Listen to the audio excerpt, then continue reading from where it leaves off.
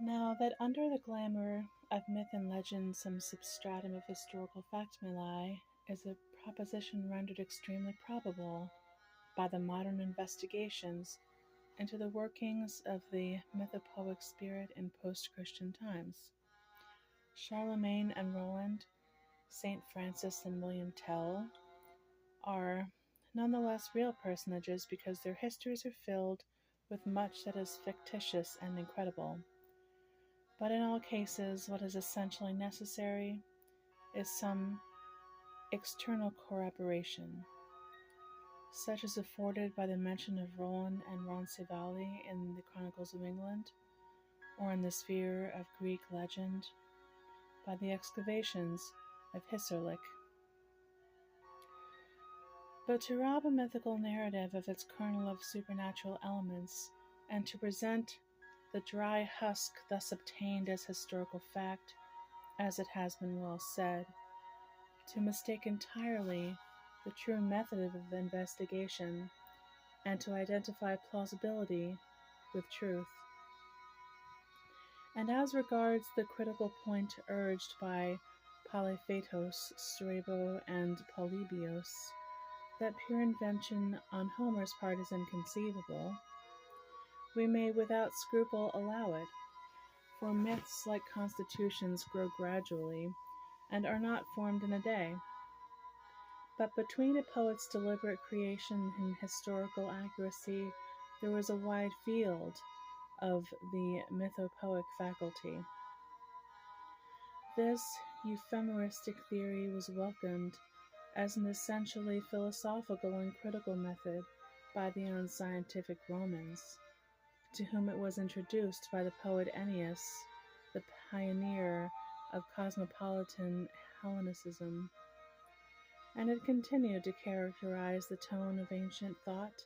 on the question of the treatment of mythology till the rise of Christianity, when it was turned by such writers as Augustine and Minucius Felix into a formidable weapon of attack on paganism. It was then abandoned by all those who still bent the knee to Athena or to Zeus, and a general return, aided by the philosophic mystics of Alexandria, to the allegorizing principle of interpretation took place, as the only means of saving the deities of Olympus from the Titan assaults of the new Galilean god. In what vain defense the statue of Mary set in the heart of the Pantheon can best tell us. Religions, however, may be absorbed, but they are never disproved, and the stories of the Greek mythology, spiritualized by the purifying influence of Christianity, reappear in many of the southern parts of Europe in our own day. The old fable that the Greek gods took service with the new religion under assumed names has more truth in it than many care to discover. Having now traced the progress of historical criticism in the special treatment of myth and legend, I shall proceed to investigate the form in which the same spirit manifested itself as regards what one may term secular history and secular historians. The field traversed will be found to be in some respects the same, but the mental attitude, the spirit, the motive of investigation are all changed. There were heroes before the son of Atreus and historians before Herodotus, yet the latter is rightly hailed as the father of history, for in him we discover not merely the empirical connection of cause and effect, but that constant reference to laws, which is the characteristic of the historian proper. For all history must be essentially universal, not in the sense of comprising all the synchronous events of the past time, but through the universality of the principles employed, and the great conceptions which unify the work of Herodotus are such as even modern thought has not yet rejected. The immediate government of the world by God, the nemesis and punishment which sin and pride invariably bring with them,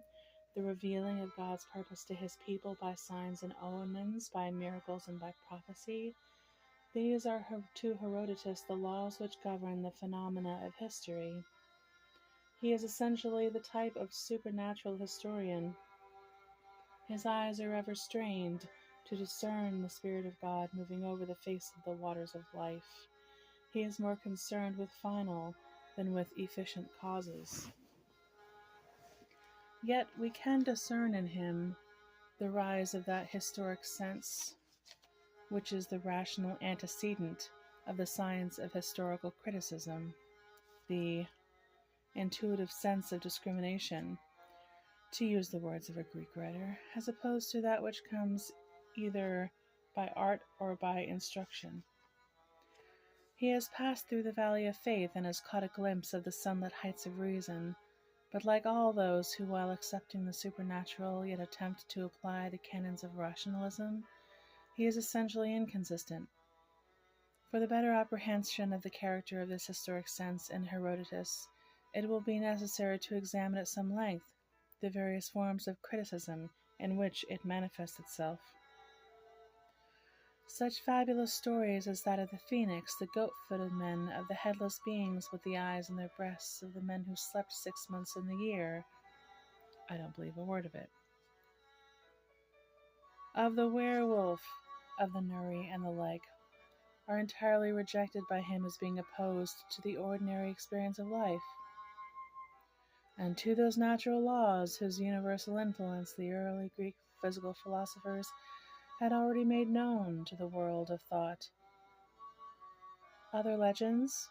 such as the suckling of Cyrus by a bitch or the feather rain of northern Europe, are rationalized and explained into a woman's name and a fall of snow. The supernatural origin of the Scythian nation from the union of Hercules and the monstrous Echidna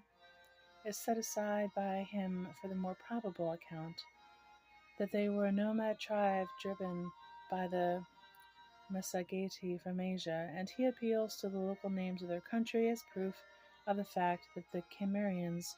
were the original possessors.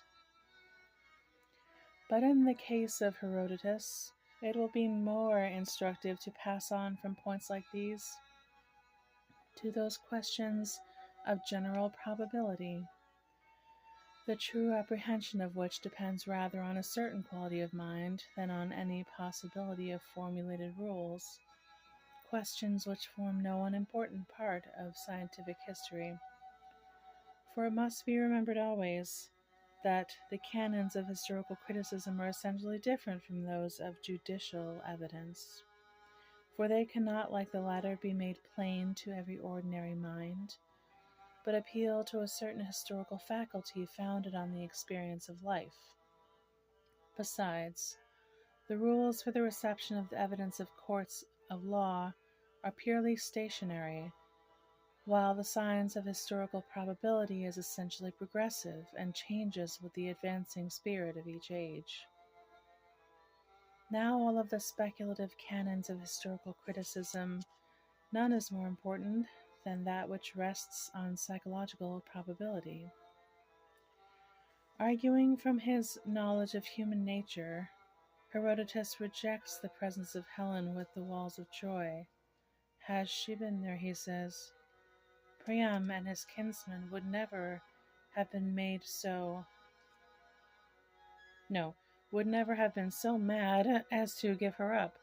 when they and their children and their city were in such peril. And as regards the authority of Homer, some incidental passages in his poem show that he knew of Helen's sojourn in Egypt during the siege, but selected the other story as being a more suitable motive for an epic. Similarly, he does not believe that the Alcmaeonidae family, a family who had always been the haters of tyranny, and to whom, even more than to Harmodius and Aristogeiton, Athens owed its liberty, would ever have been so treacherous as to hold up a shield after the battle of Marathon as a signal for the Persian host to fall in the city. A shield, he acknowledges, was held up, but it could not possibly have been done by such friends of liberty as the house of Alcmaeon, nor would he believe that a great king like Rhampsinitus would have sent his daughter to be a prostitute. Elsewhere he argues, from more general consideration of probability, a Greek courtesan like Rhodopis would hardly have been rich enough to build a pyramid. And besides, on chronological grounds, the story is impossible. In another passage, after giving an account of the forcible entry of the priest Severes into the chapel of the god's mother, which seems to have been a sort of religious faction fight, where sticks were freely used, a furious fight with staves, I feel sure, he says, that many of them died from getting their heads broken, notwithstanding the assertions of the Egyptian priests to the contrary. There is also something charmingly naive in the account he gives of the celebrated Greek swimmer who dived a distance of 80 stadia to give his countrymen warning of the Persian advance. If, however, he says, I may offer an opinion on the subject, I would say that he came in a boat. There is, of course, something a little trivial in some of the instances I have quoted, but in a writer like Herodotus, who stands on the borderland between faith and rationalism, one likes to note even the most minute instances of the rise of the critical and skeptical spirit of inquiry. How really strange at base it was with him may, I think, be shown by a reference to those passages where he applies rationalistic tests to matters connected with religion. He nowhere indeed grapples with the moral and scientific difficulties of the Greek Bible, and where he rejects as incredible the marvelous achievements of Hercules in Egypt, he does so on the express grounds that he had not yet been received among the gods, and so was still subject to the ordinary conditions of mortal life, while still a mortal man. Even within these limits, however, his religious conscience seems to have been troubled at such daring rationalism, and the passage concludes with a pious hope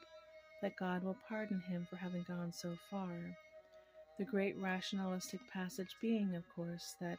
in which he rejects the mythical account of the foundation of Dodona. How can a dove speak with a human voice? He asks, and rationalizes the bird into a foreign princess. Similarly, he seems more inclined to believe that the great storm at the beginning of the Persian War ceased from ordinary atmospheric causes, and not in a consequence of the incantations of the Magians. He calls Melampus, whom the majority of Greeks looked on as an inspired prophet,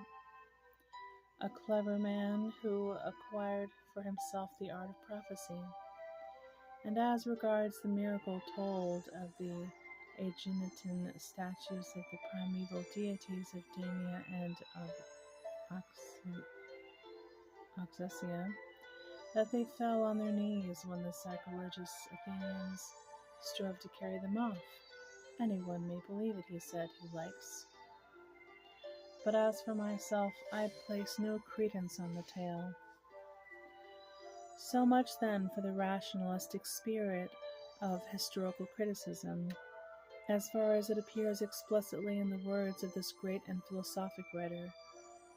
But for an adequate appreciation of his position, we must also note how conscious he was of the value of documentary evidence, of the use of inscriptions, of the importance of the poets as throwing light on manners and customs, as well as on historical incidents. No writer of any age has more vividly recognized the fact that history is a matter of evidence, and that it is as necessary for the historian to state his authority as it is to produce one's witnesses in a court of law. While, however, we can discern in Herodotus the rise of an historic sense, we must not blind ourselves to the large amount of instances where he receives supernatural influences as part of the ordinary forces of life. Compared to Thucydides,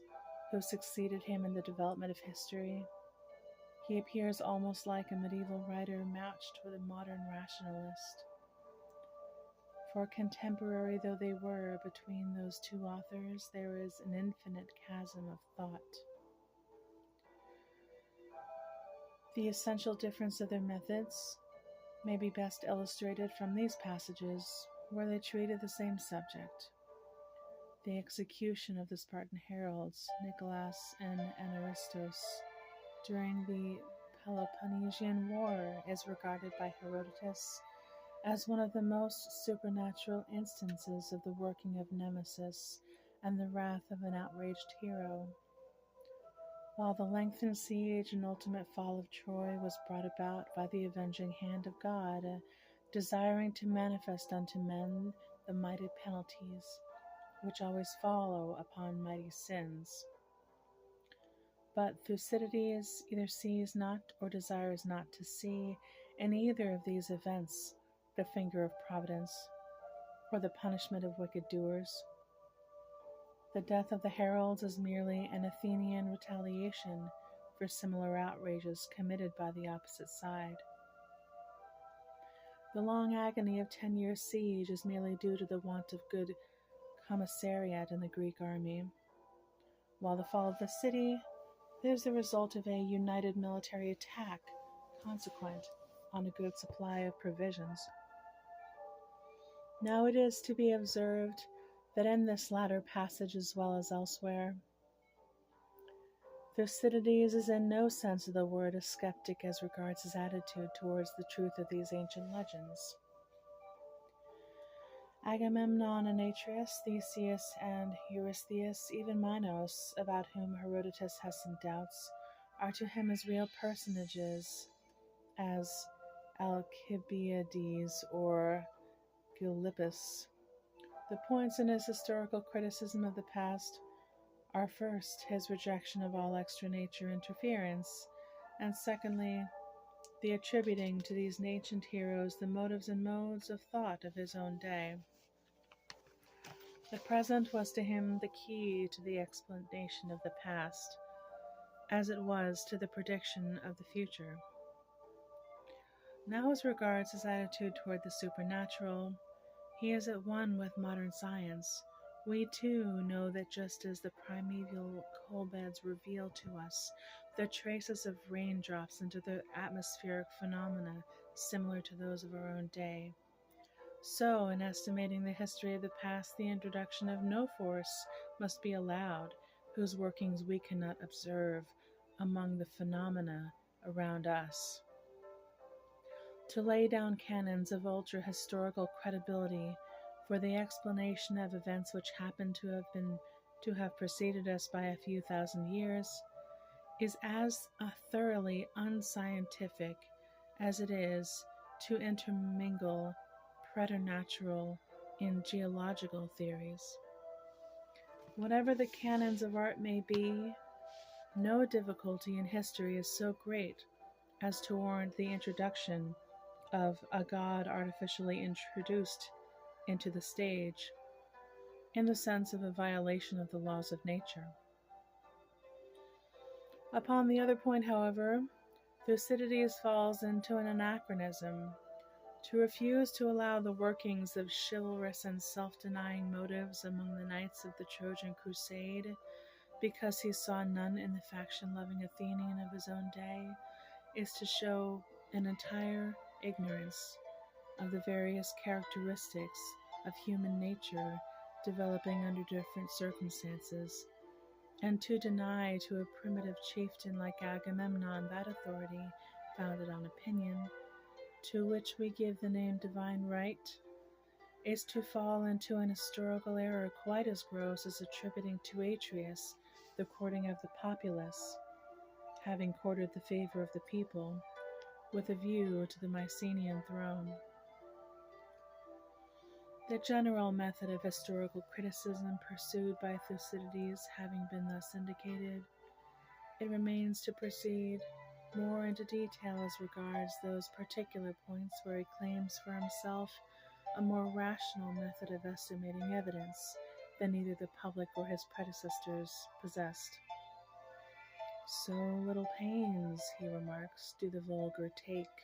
in the investigation of truth, satisfied with their preconceived opinions. That the majority of the Greeks believe in a pitative cohort of the Spartan army, and in a double vote being the prerogative of the Spartan kings, neither of which opinions has any foundation in fact. But the chief point on which he lays stress as evincing the uncritical way with which men receive legends, even the legends of their own country, is the entire baselessness of the common Athenian tradition in which Harmodius and Aristogeiton were represented as the patriotic liberators of Athens from the Pisistrated tyranny. So far, he points out, from the love of freedom being their motive, both of them are influenced by merely personal consideration, Aristogeiton being jealous of Hipparchus' attention to Garmodius, then a beautiful boy in the flower of Greek loveliness,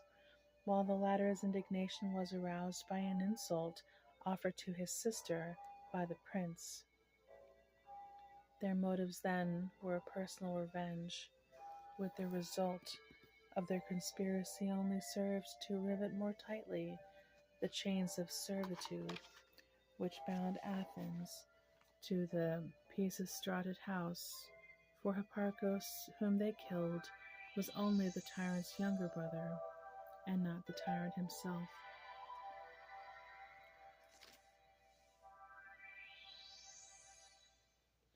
To prove his theory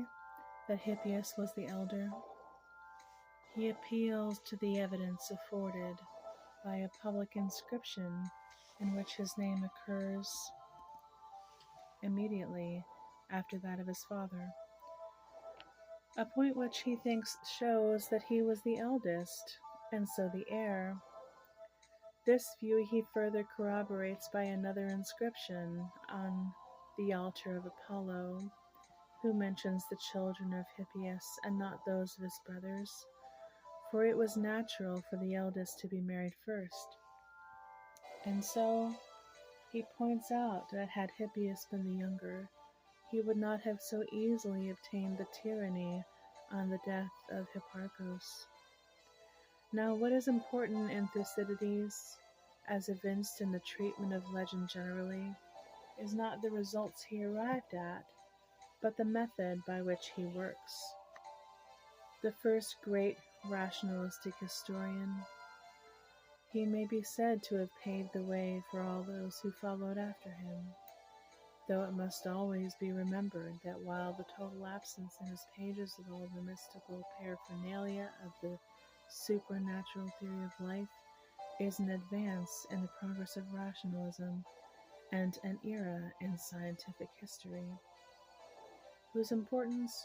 could never be overestimated, yet we find along with it a total absence of any mention of those various social and economic forces which form such important factors in the evolution of the world, and to which Herodotus rightly gave great prominence in his immortal work. The history of Thucydides is essentially one-sided and incomplete. The intricate details of sieges and battles, subjects which the historian proper has really nothing to do, except so far as they may throw light on the spirit of the age, we would readily exchange for some notice of the condition of private society in Athens, or the influence and position of women. There is an advance in the method of historical criticism. There is an advance in the conception and motive of history itself. For in Thucydides we may discern that natural reaction against the intrusion of didactic and theological considerations into the sphere of the pure intellect, the spirit of which may be found in the Euripidean treatment of tragedy and the later schools of art, as well as in the Platonic conception of science. History no doubt has splendid lessons for our instruction, just as all good art comes to us as the herald of the noblest truth. But to set before either, the painter or the historian, the inculcation of moral lessons as an aim to be consciously pursued, is to miss entirely the true motive and characteristic of both art and history, which is in the one case the creation of beauty, in the other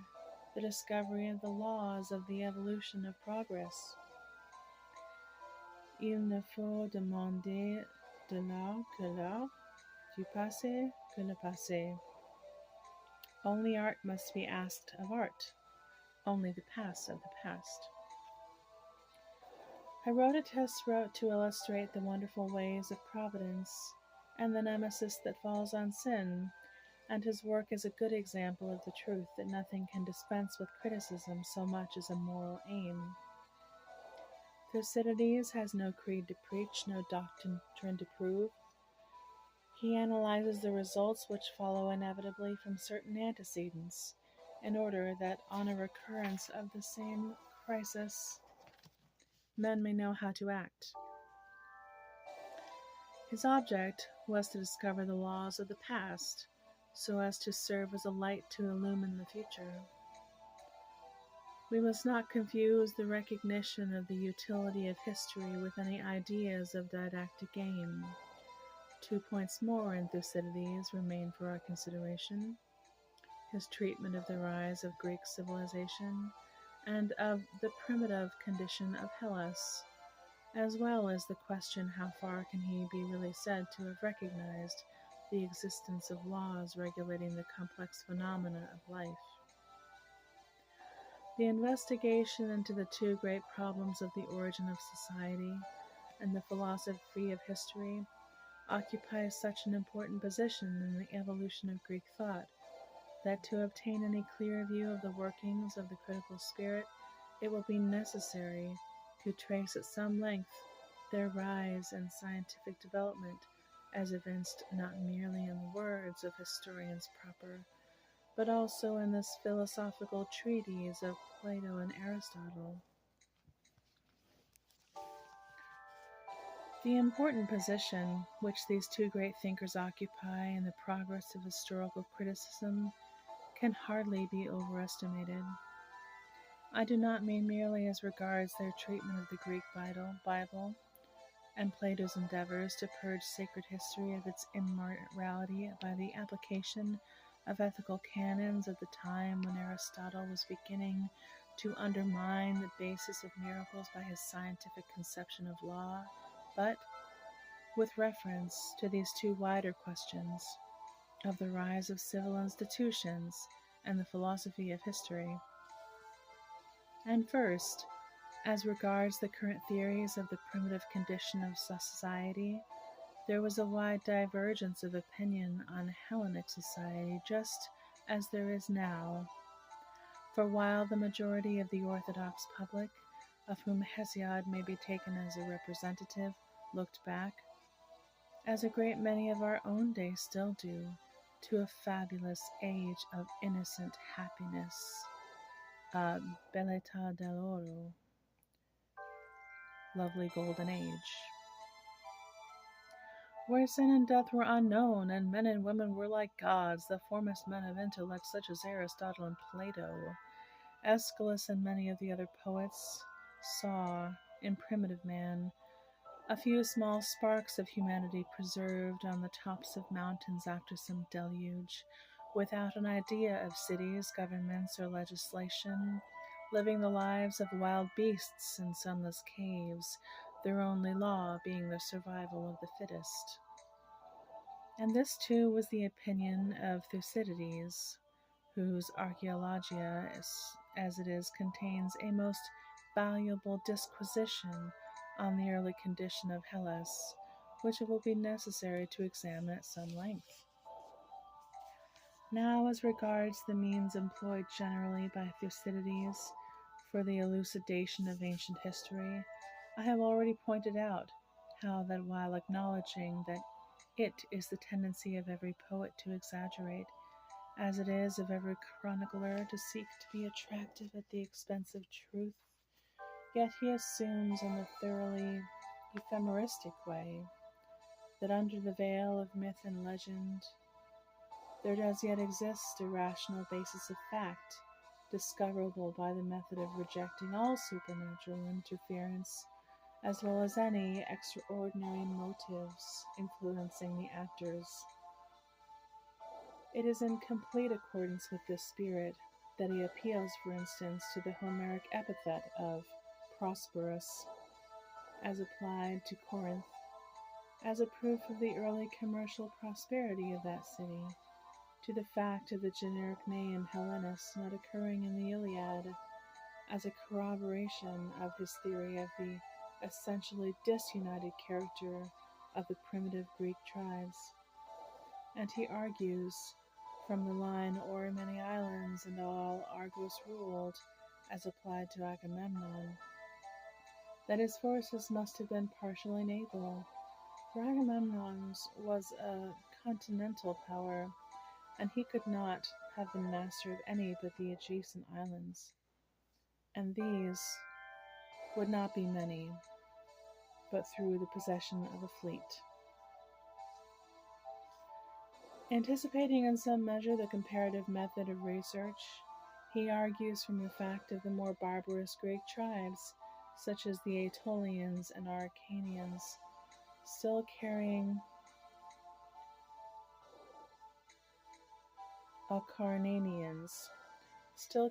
arms in his own day, that this custom was the case originally over the whole country. The fact, he says, that the people in these parts of Hellas are still living in the old way, points to a time when the same mode of life was equally common to all. Similarly, in another passage he shows how a corroboration of his theory of the respectable character of piracy in ancient days is afforded by the honor with which some of the inhabitants of the continent still regard a successful marauder, as well as by the fact that the question, "Are you a pirate?" is a common feature of primitive society, as is shown in the poets. And finally, after observing how the old Greek custom of wearing belts in a gymnastic contest still survived among the more uncivilized Asiatic tribes, he observes that there are many other points in which a likeness may be shown between the life of the primitive Hellenists and that of the barbarians today. Somewhat in the same spirit, Plato in his Laws appeals to the local position of the Ilion among the rivers of the plain as proof that it was not built till long after the deluge. As regards the evidence afforded by ancient remains, while adducing as proof of the insecure character of early Greek society the fact of their cities being always built at some distance from the sea, he is yet careful to warn us, and the caution ought to be borne in mind by all archaeologists, that we have no right to conclude from the scanty remains of any city